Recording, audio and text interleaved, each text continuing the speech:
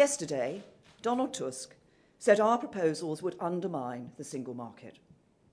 He didn't explain how in any detail or make any counter-proposal. So we are at an impasse. As I told EU leaders, neither side should demand the unacceptable of the other.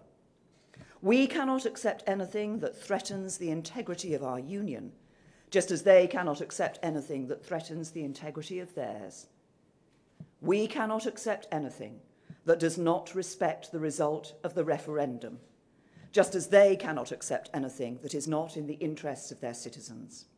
Throughout this process, I have treated the EU with nothing but respect. The UK expects the same. A good relationship at the end of this process depends on it.